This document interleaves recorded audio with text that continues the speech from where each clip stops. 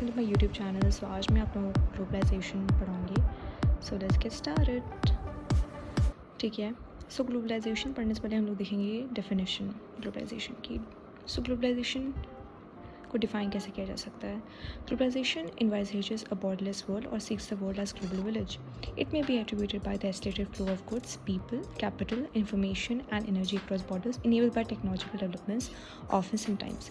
तो ग्लोबलाइजेशन जो है वो it gives birth to borderless world, एक ऐसी दुनिया जहाँ पे there are no borders.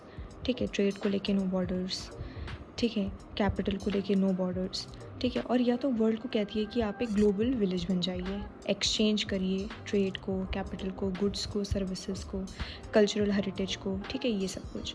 So it seeks the world to become a global village. सब लोग जो हैं एक दूसरे पे डिपेंड भी हों, there should be some interdependence. तो that is what globalisation seeks the world to be. Now globalisation is attributed by acid flow of goods. वही जो मैंने बताया आपको कि ग्लोबलाइजेशन कैसे एट्रीब्यूट होता है। ग्लोबलाइजेशन में क्या क्या चीज़ें हम लोग देख सकते हैं। हम लोग क्या देख सकते हैं कि भाई उसमें एसिड फ्लो ऑफ होता है गुड्स का, पीपल का, सर्विसेज का, कैपिटल का, इंफॉर्मेशन का, एनर्जी का, और ये सब टेक्नोलॉजिकल डेवलपमेंट से हो जाता है ऑफन समटाइम्स। अब हम पढ़ते हैं कि हिस्ट्री क्या है ग्लोबलाइजेशन की। तो ग्लोबलाइजेशन की शुरुआत जो है वो कोल्ड वॉर के ख़त्म होने से हुई थी, और जो डिसइंटीग्रेशन था सोवियत यूनियन के 1991 में उससे हुई थी। ठीक है, ग्लोबलाइजेशन जो है वो दो सिस्टम्स से पैदा हुआ है ग्लोबलाइजेशन, डेमोक्रेसी से और कैपिटलिज्म से। अब ये जो दोनों आइडियाज़ हैं, डेमोक्रेसी और कैपिटलिज्म, ये पूरे दुनिया में कैसे ट्रांसफर हुए? फ्री ट्रेड की वजह से। ठीक है, inter country movement of capital and labour की वजह से।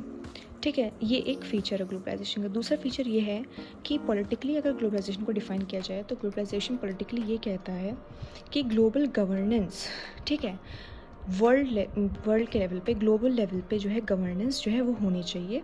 और वो गवर्नेंस कैसे होगी? इंटरनेशनल इंस्टीट्यूशन से होगी। जैसे कि यूनाइटेड नेशंस एक इंटरनेशनल इंस्टीट्यूशन है, WHO एक इंटरनेशनल इंस्टीट्यूशन। तो ये दोनों इंटरनेशनल इंस्टीट्यूशन जो हैं वो एक ग्लोबल गवर्नेंस काइंड ऑफ करती हैं, ताकि दुनिया में जो है एक बैलेंस बना रहे आपस की कंट्रीज़ में, और किसी भी आपदा से, किसी भी चीज़ से हम लोग सब साथ मिलके लड़ सकें। एंड ठीक है, और growing alignment of nation policy, जो पॉलिसीज़ बने कंट्रीज़ के लिए उसमें जो है अलाइनमेंट हो। ठीक है, वो अलग अलग ना बने, उनमें जो है थोड़ा सा बैलेंस होना चाहिए, दोनों एक जैसी लगे पॉलिसी, जो भी पॉलिसीज हैं there should be some alignment, not completely different नहीं होने चाहिए। ठीक है, यहाँ पे मैंने जो है कुछ करंट अफेयर्स भी लिखे हुए हैं, ये भी मैं आपको बताऊंगी नेक्स्ट वीडियो में।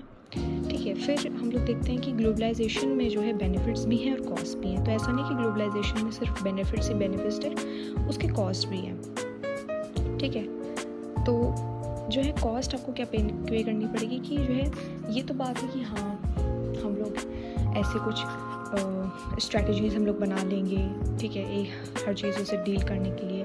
लेकिन ऐसा भी हो सकता है कि हाँ कुछ कंट्रीज़ पे जो है वो एक इतना ज़्यादा हावी हो जाए कि सेल्फ डिटर्मिनेशन जो है कुछ कंट्रीज़ का, वो जो हमने यहाँ पे ये लिखा है CCS, इसका मतलब क्या है? Coordinated crisis strategies. ठीक है, वही आप हमने बताया कि alignment of national policies, strategies, यही सब जो हैं ये ग्लोबलाइजेशन के बेनिफिट्स हैं। लेकिन उसकी कॉस्ट भी पे करनी पड़ेगी। कॉस्ट क्या है कि सेल्फ डिटर्मिनेशन जो है कंट्रीज़ का कम हो सकता है। ऐसा हो सकता है कि हाँ इंटरडिपेंडेंट होते होते इंडिपेंडेंट होना बंद कर दे कंट्रीज़। ठीक है, तो ये एक कॉस्ट पे करनी पड़ सकती है ग्लोबलाइजेशन से।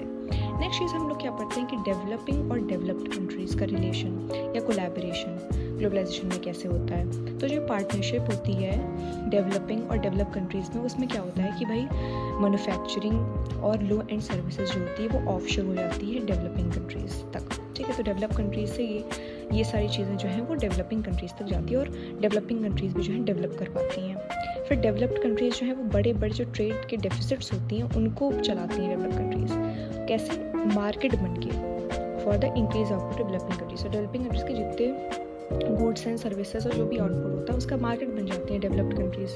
ठीक है, तो उस हिसाब से जो डेवलपिंग कंट्रीज़ को काफ़ी ज़्यादा फ़ायदा होता है इकोनॉमिकली।